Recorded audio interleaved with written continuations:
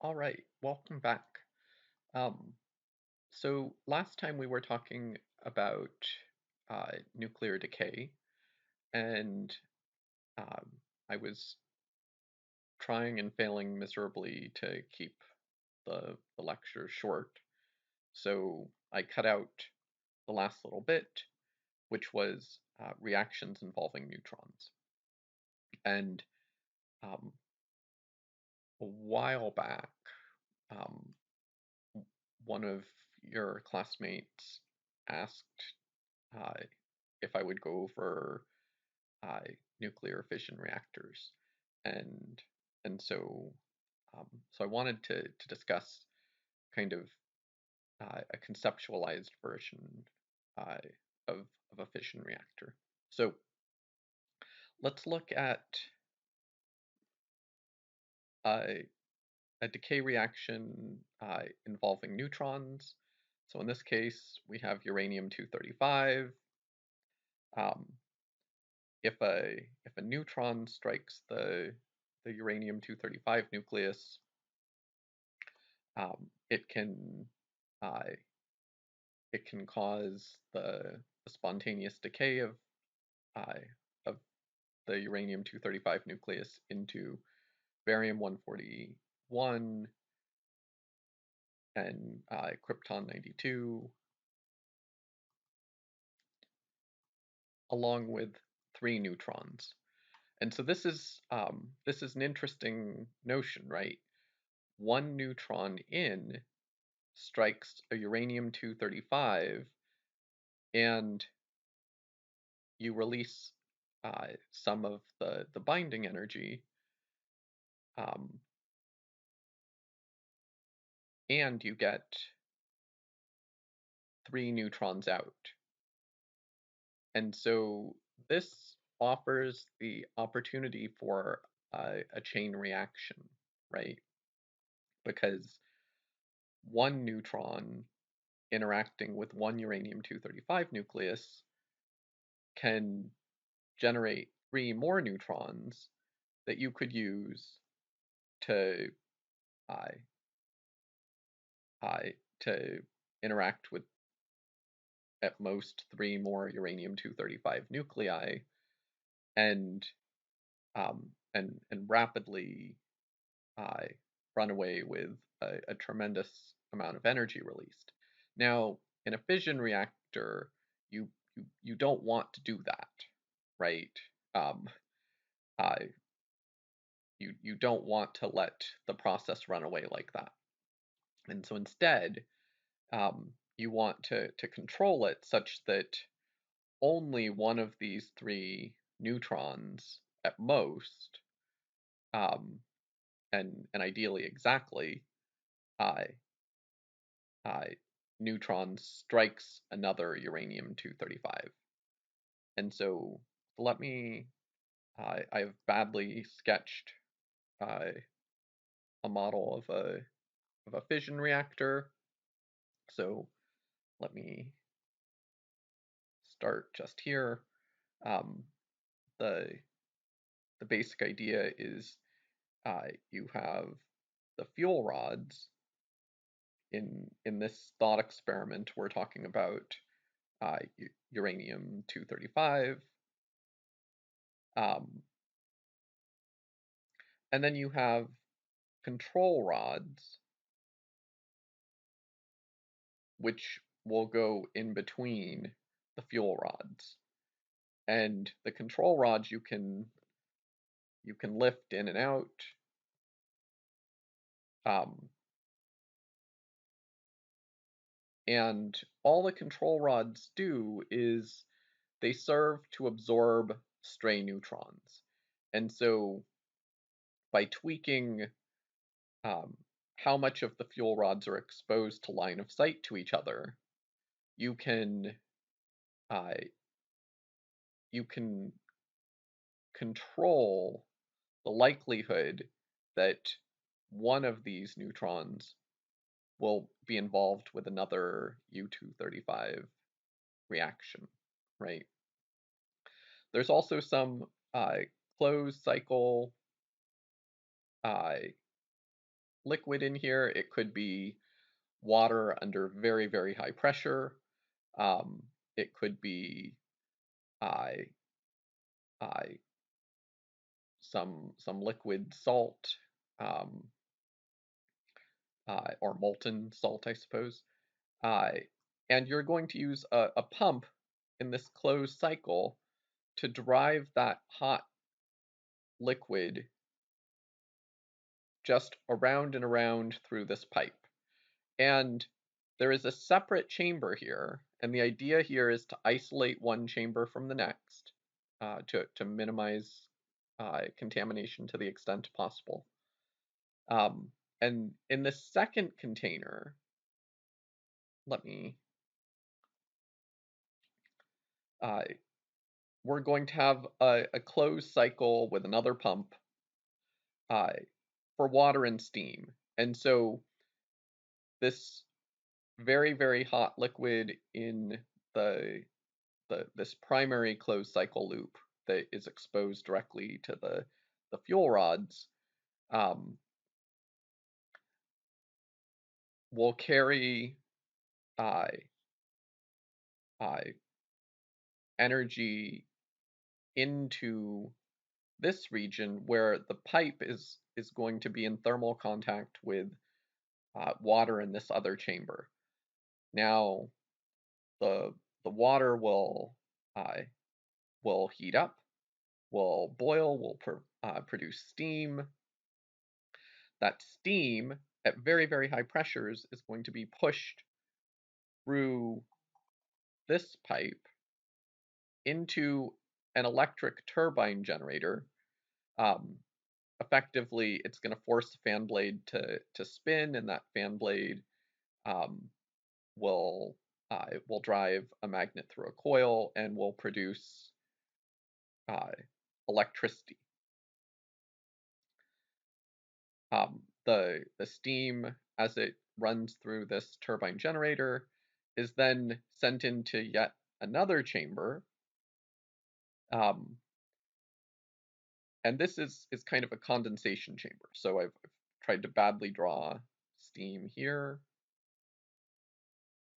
And this chamber has yet another set of, of pipes.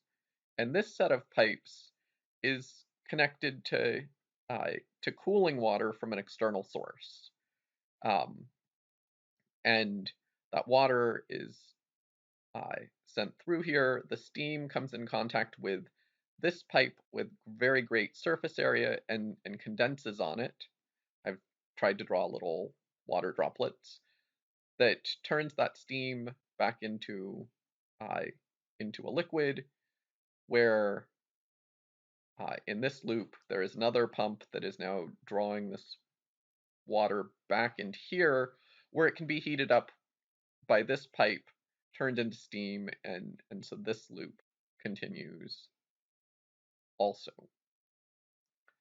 So here you have cooling water coming in, uh, interacting, cooling this pipe. The pipe uh, causes condensation of the steam. The cooling water might heat up a little, so we're going to pump it back out and bring in fresh cooling water continuously. Um, that is that is in essence our fission reactor. At least kind of a, a naive uh, proof of principle kind of idea, right? Or conceptualization of how it might work. Um, what you really, really, really don't want is uh,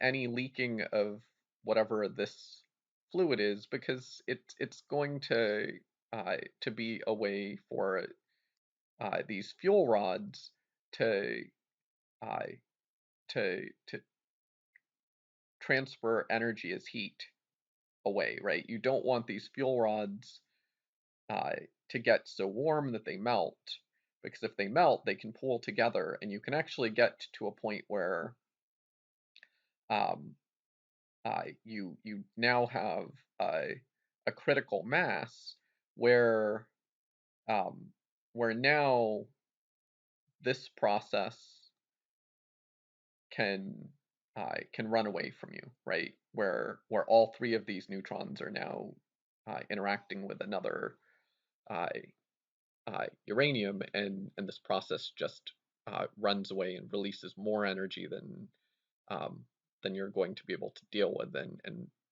um, and that's where you risk a full-on meltdown, right? And so it's important that you maintain positive control of the control rods, and that you keep uh, the uh, the reaction such that one neutron finds uh, one uranium-235. And when you want to shut this down, you're just going to bring the control rods all the way down such that the fuel rods can't line of sight to each other anymore. So hopefully that satisfied the curiosity. Um, if you have questions, by all means, let me know. I'm happy uh, to discuss it further with you. Um, I also wanted to talk about fission and fusion and how this can yield energy. So we've been talking about nuclear fission, which is the breaking apart uh, of larger nuclei, heavier nuclei to make lighter nuclei. And if you look at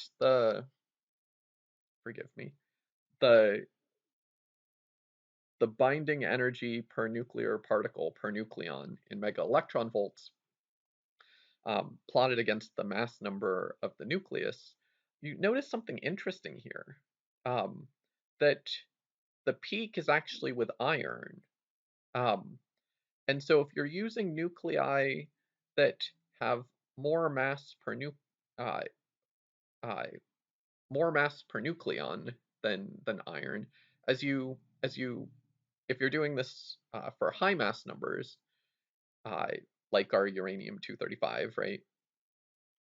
Uh, as you fission, as you go from a heavier nucleus to a lighter nucleus, um, it will actually release uh, energy, and um, and so the amount of energy that can be released while you're kind of stuck by iron, right? Fe. Um, so it's at least conceptually possible uh, to fission um, uh, elements heavier than iron and still get energy out. In practice, um, you can't go all the way back towards iron, but uh, the the energy that you can get from nuclear fission is the difference between these, right? And here, uh, the average mass of fission fragments is about 118, and so nuclear fission um, can release that much energy. Nuclear fusion um, is the combining of lighter nuclei to make heavier nuclei, and this will actually release energy again all the way up until you get to iron, since iron has the greatest binding energy per nucleon. Um,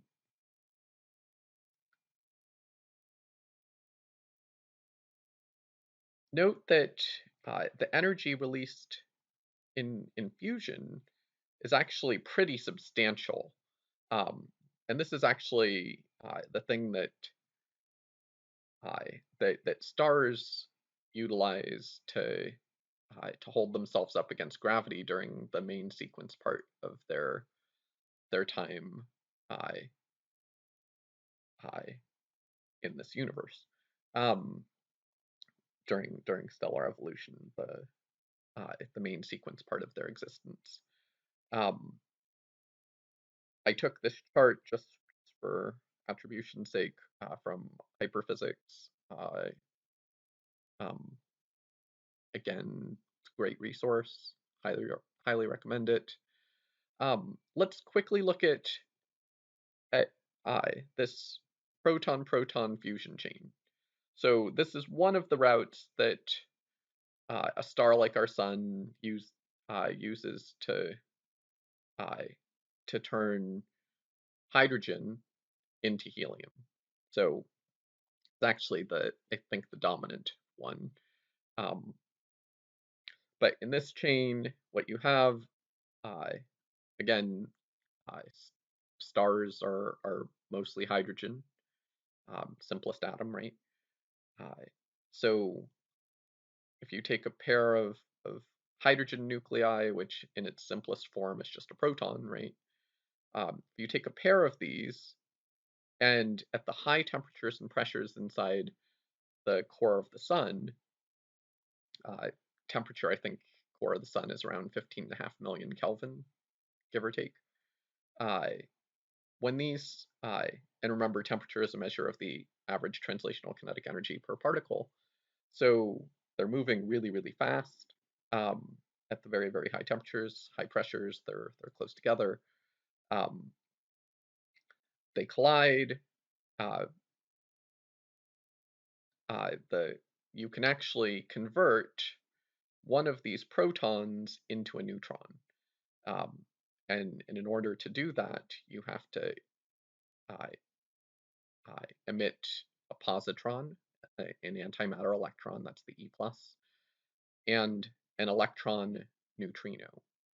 Um, and so these two can bond so that you get heavy hydrogen deuterium.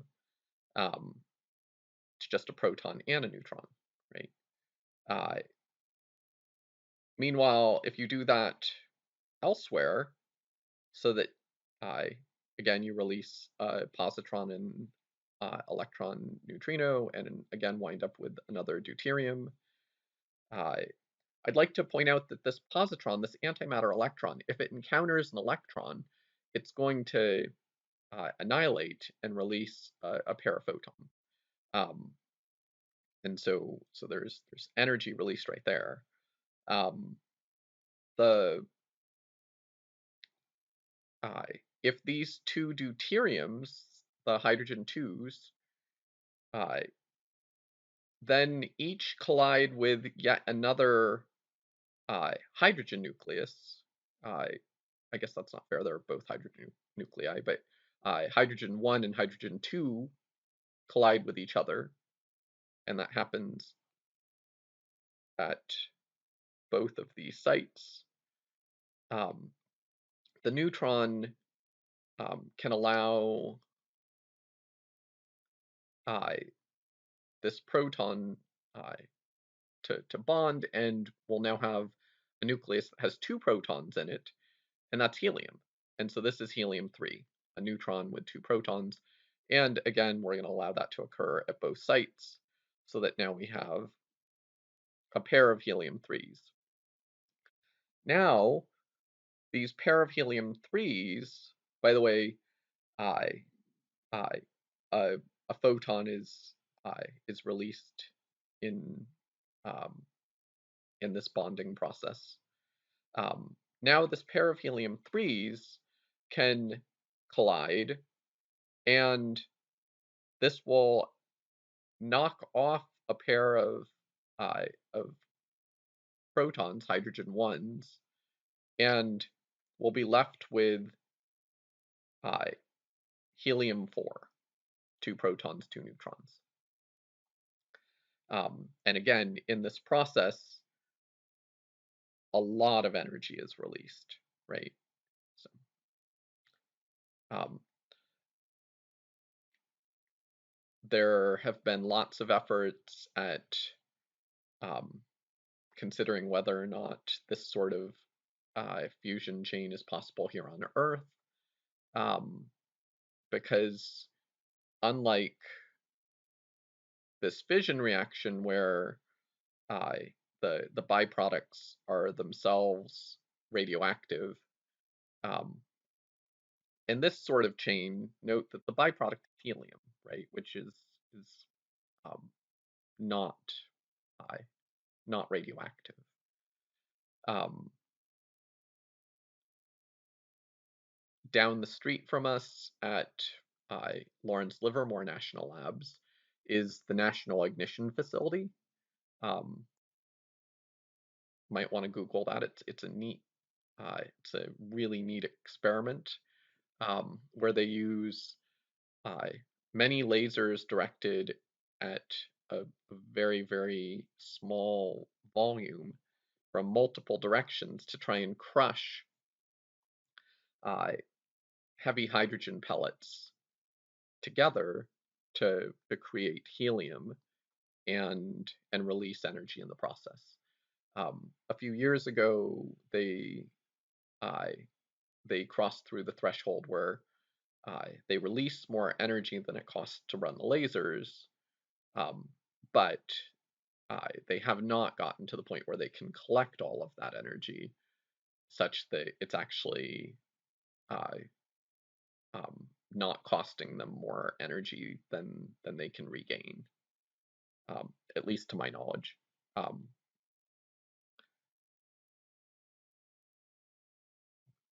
that is fusion. I will leave that for now. Let me know if you have questions about that. Um, I do want uh, to talk about fundamental particles, and so um, we are gonna examine kind of our standard model, um, and we are going to break particles up into hadrons and leptons. Hadrons uh, are subject to the strong interaction, and they're composed of quarks. Um, Leptons are not subject to the strong interaction.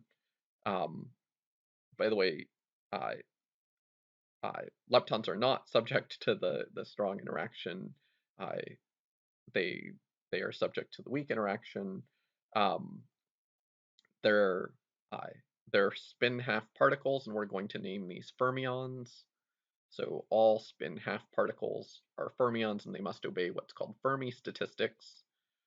Uh, and we believe that these are all fundamental particles. In other words, they can't be broken down still further. We believe that they have zero size. Um, so let me just look at our leptons first, because there's fewer of them. Um, so the electron neutrino. So we just ran across neutrinos over here, right? Wait, no, neutrinos over here. Sorry, bad mark. Um, the muon um, and its associated neutrino, and the tau and its associated neutrino. There are also antiparticles for each of these. Hopefully that's all right. Um, okay, let's turn to our hadrons. The hadrons we're going to further subdivide into baryons and mesons. Um, Baryons are also spin half particles, which means that they're fermions. But these are composed of three quarks. Quarks is one of my favorite physics words. Um, we have, well, I won't jump ahead. I like quarks though. Mesons are bosons. A boson is a particle that has zero or integer spin, so 0, 1, 2, 3, so on and so forth. Um, Bosons do not obey Fermi statistics. They obey Bose-Einstein statistics. Um, and mesons are composed of quarks and antiquark pairs. Um, so our mesons, uh, the pion, the kaon, uh, the eta particle, and the B0. Um, these are uh, the quarks that they are composed of. So the pion is composed of an up quark and an anti-down quark. The kaon is composed of a strange and an anti-up quark. The eta C is composed of a charm and an anti-charm. Um, and the B0 is composed of a down and an anti-bottom quark. I'll show you a list of quarks in a minute. Let's go back to our baryons. So one type of baryon are nucleons. So the nucleons we've run across before, those are protons and neutrons. I'd like to point out the electron is a fundamental particle. We think that the electron is not made up of anything else. But the proton and the neutron are. They're made of quarks. The proton is made of 2 up quarks and 1 down quark. The neutron is composed of 1 up quark and 2 down quarks. From this, you can suss out what the charges are.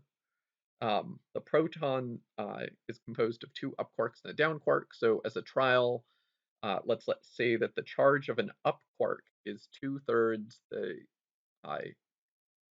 charge of a proton, or plus 2/3 the magnitude of the charge of the electron. And so the down quark, let's try as minus 1/3 the magnitude of the charge of the electron. And so plus 2/3 would be 4/3, minus 1/3 for the down is 3/3, is plus E, right? Where E is the magnitude of the charge of the electron. In this case, I'm saying that the electron has charge minus E. If the up quark has a charge of plus 2/3 E, plus 2/3 is 4/3, and if the down quark has a charge of minus 1/3 E, 4/3 minus 1/3 is 3/3 is 1 E. Does that work for the neutron then? Well, the neutron has 1 up quark, 2 down quarks, so that would be plus 2/3 E minus 1/3 E and minus 1/3 more E, for a total of 0. Hooray. Let's look at others. So nucleons and others. I had intended to to look at an actual particle chart, but we're just going to go with this. Too late now. There's the lambda. So again, remember we're looking at baryonic matter. The lambda particle is made up of an up quark, a down quark, and a strange quark. The sigma particle is made up of 2 up quarks and a strange quark. The chi is made up of 1 up quark and 2 strange quarks, and the omega is made of 3 strange quarks. So let's look at some of these properties. So bosons, remember, coming back here, bosons are spin 0 and integers.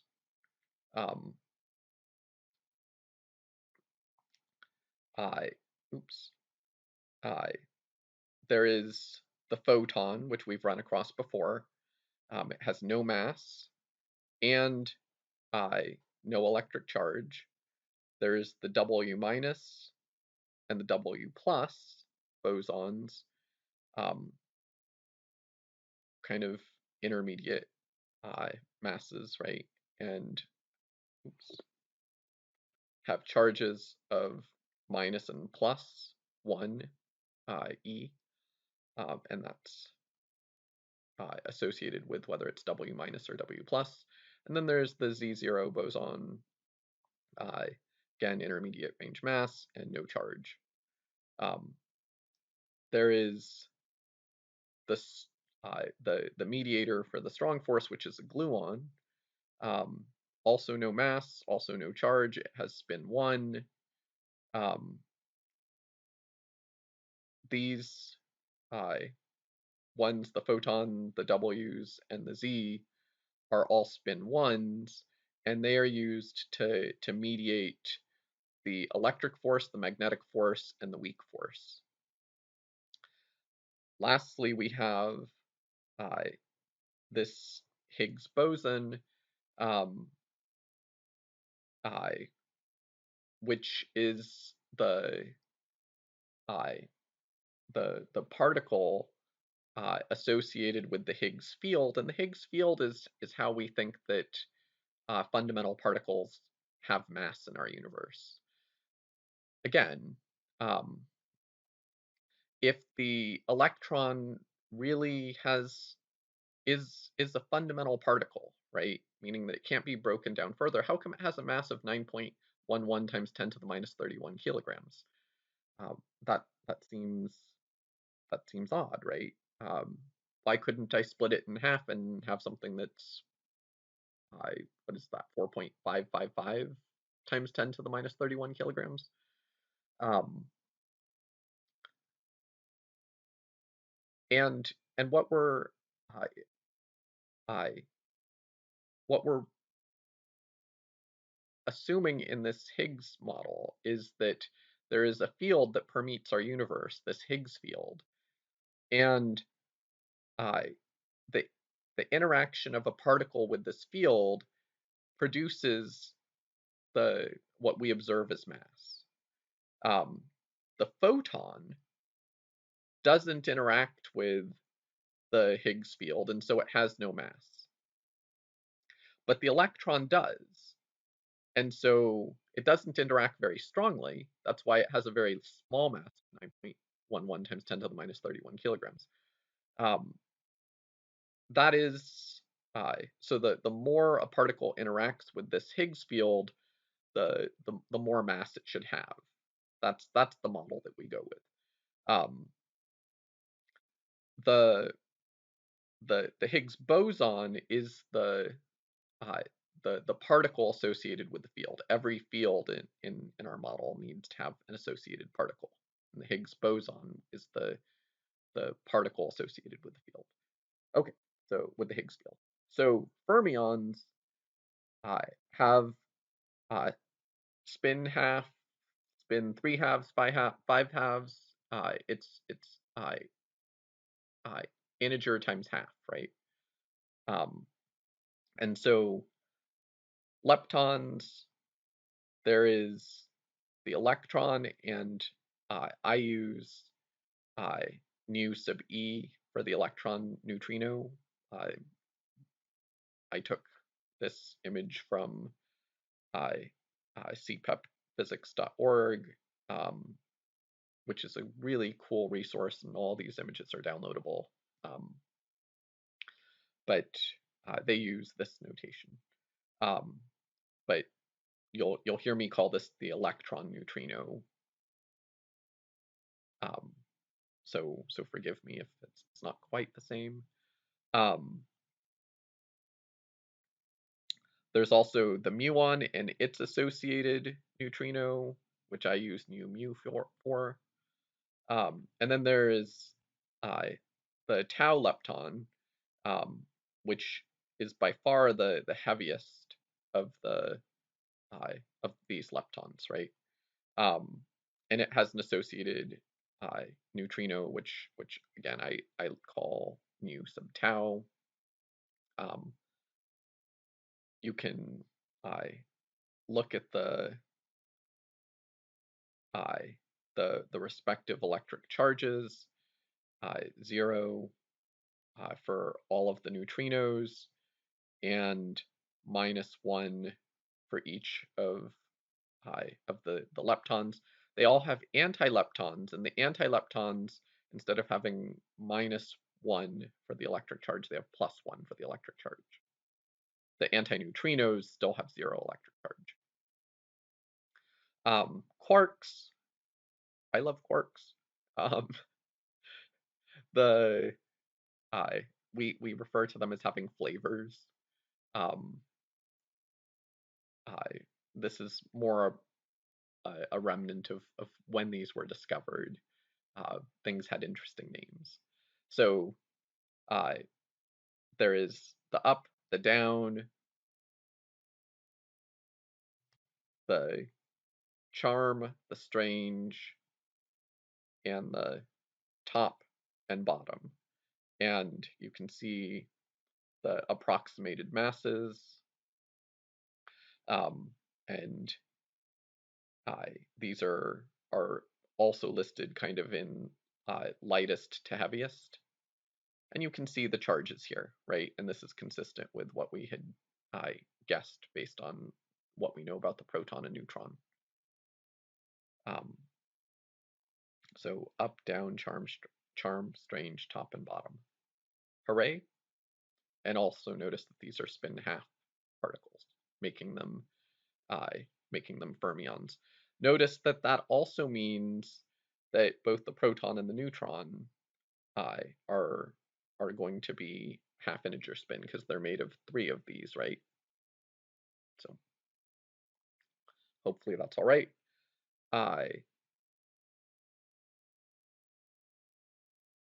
Let's look at our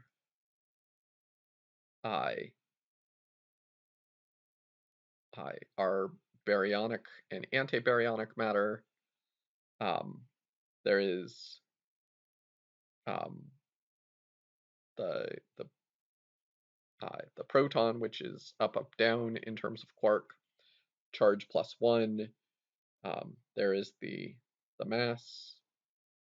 We saw this when we were in relativity, right? And the spin. There is the antiproton, which is just made of the antiquarks, anti-up, anti-up, anti-down, has a charge of -1, same mass, same spin. There is the neutron. It also has an antiparticle, which you would just make from an anti-up, an anti-down, and an anti-down. It would still have electric charge of 0. There is the mass and spin of the neutron, lambda particle, and omega. For our mesons, again, many, many, many. I'm not listing, and this isn't mine, this is also from CPEP, but I'm not going to list all of them. Pion, kaon, rho particle, B0, eta, eta C, associated quark content, the charges listed, the masses, and the spin. Fundamental forces, strong force, the electromagnetic, and the weak. Gravity isn't really yet part of the standard model, but we would like it to be. But we've had difficulty because of the strength. It's just so much smaller. It's been hard to fold into the mix.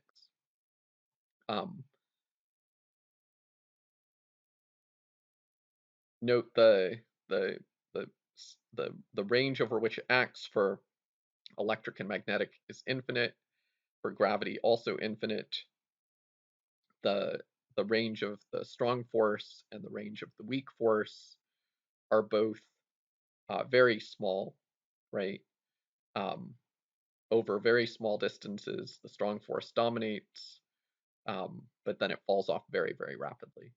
It is mediated by gluons. The electromagnetic force is mediated by photons. The weak is mediated by our W's and Z's.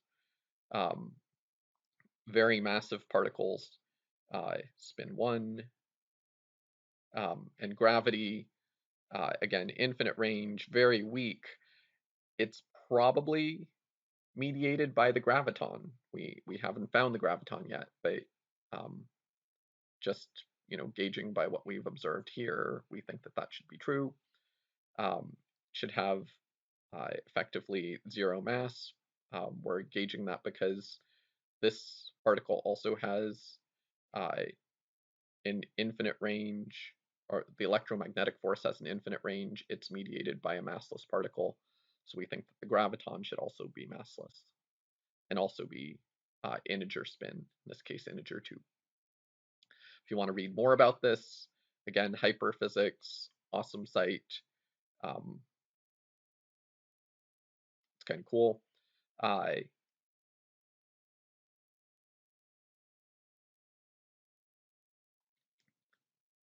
wanted to talk a little bit about historical stuff. There is the plum pudding model, which I encourage you to look at, model of the atom. There is Thomson discovering the electron in 1897, Rutherford and his students working with alpha particles. We talked about alpha particles over the past couple of lectures. Um, we're able to get the planetary orbit model of the atom, as we've spoken of previously. We also spoke previously of the Bohr atom from 1913. In 1919, Rutherford discovered the proton. In 1930, Dirac predicted the anti-electron, which um, is named the positron. In 1931, Pauli predicted the neutrino. In 1932, Fermi named the predicted neutrino. 1932, Anderson observes the positron. So in 1930, Dirac predicted it. In 1932, Anderson observed it. Also in 1932, Chadwick is able to experimentally observe a neutron. 1955, I'm leaving out some stuff here that I probably shouldn't, but 1955, Segre and Chamberlain observed the antimatter proton, P minus. In 1956, first neutrino observation. In 1960, Salem and Weinberg predicted the W and Z bosons. In 1975, Pearl discovered the tau lepton. In 1980, and again, I am skipping through way more than I probably should have, with apologies. If you want to know more about the history, come talk to me. Virtual office hours.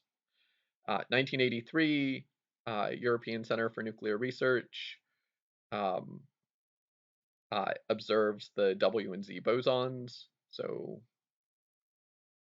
way back here in 1960, predicted, 1983, observed. 2012, July 4th, CERN announced, it's not the date, but on July 4th, 2012, they announced that they had observed a potential candidate for the Higgs boson. So here are our pictures of them, of what they observed. So here, the candidate for the Higgs boson in one experiment is seen decaying into a pair of photons. The photons are these dashed lines and then solid columns.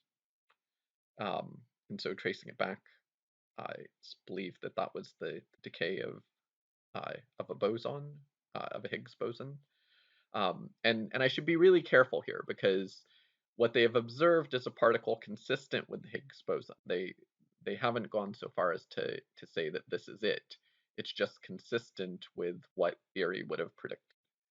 It's an awfully interesting coincidence if it's not the one, but and in this experiment, what you're seeing, and I don't know how well it shows up, is the candidate for the Higgs boson decaying into 4 different muons. and those are, it says here, are red tracks. Hooray. If you want to see more of this, go to home.cern, and then follow links. But there's lots of really cool educational stuff at home.cern. So let's turn now to some of our our conservation rules for particle interactions. So you have to conserve energy. You have to conserve uh, angular momentum. But I'm gonna just briefly go through this and say that a stationary electron can't decay into an antiproton. Why not? Well, that stationary electron doesn't have enough energy, right? Uh, the mass difference is very substantial, right? And there just isn't enough mass for that to occur, and so consequently not enough energy to make that allowed. We also have conservation of charge. Uh, so you do need the charge. So this would have conserved charge, right? The charge of the electron is minus e. The charge of the antiproton is also minus e, but it doesn't conserve energy. So it has to conserve energy. It also has to conserve charge. So let's look at conservation of charge. Not allowed. You couldn't go from a neutron into an electron plus an anti-electron neutrino. Why not? Well, if I look at the left side of this equation, the uh, the the neutron has a charge of 0. If I look at the right side, the electron has a charge of minus e. The neutrino has a charge of 0, and so this winds up having overall a charge of of 0 on the left and minus 1e on the right. And so charge is not conserved, and so this is not allowed. What is allowed is to say that you have a neutron on the left, so it still has charge of 0, but on the right, we have a proton plus an electron plus an anti electron neutrino. Note that charge on the left is still 0, right? But the charge on the right is 1e plus minus 1e plus 0 is 0. And so this is actually allowed. And if you look at, so it doesn't violate conservation of charge. And remember, the mass of the neutron is ever so slightly greater than the mass of the proton. And so, so this is actually also going to pass our conservation of energy one too. You also have to conserve baryon number. And here is our table. So baryon number is this column.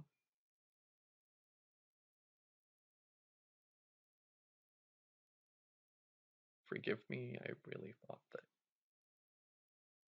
I could have done that, but I think I fail. Yep, I fail. Um, well, so the first set here are all zeros, right? So let's scroll down to where we actually don't have zeros. So these are the baryon number. The baryon number of the proton is 1. The baryon number of the antiproton is -1. Neutron, baryon number 1, antineutron -1. The lambda 0 particle, 1.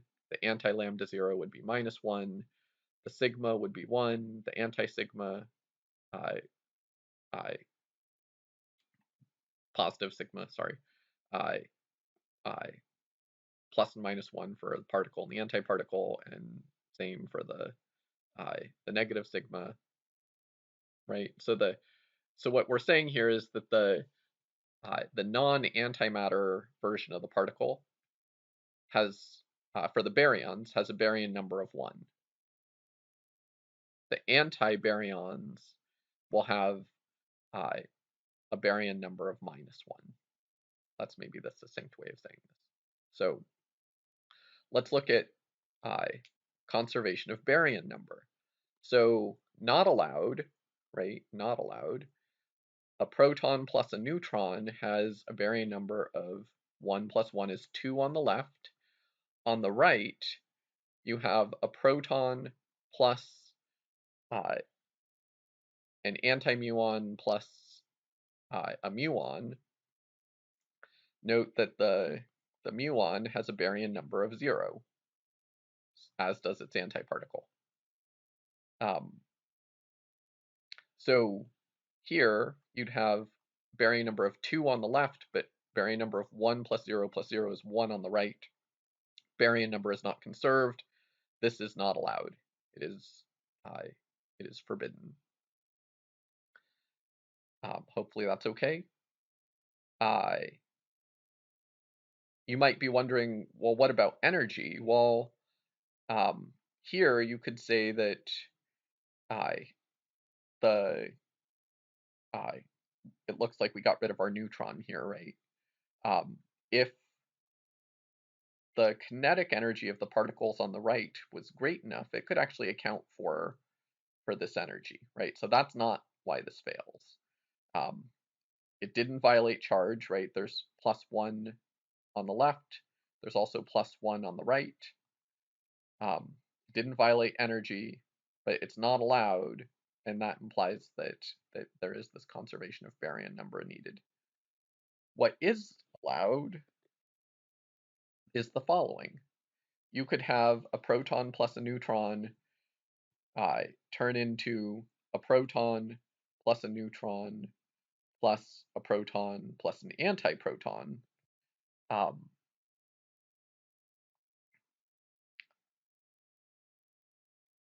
You might look at this and think, well, isn't there more mass on the right than there is on the left? And you are absolutely true.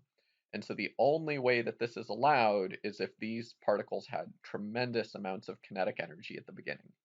They had to be moving really, really fast for this to occur.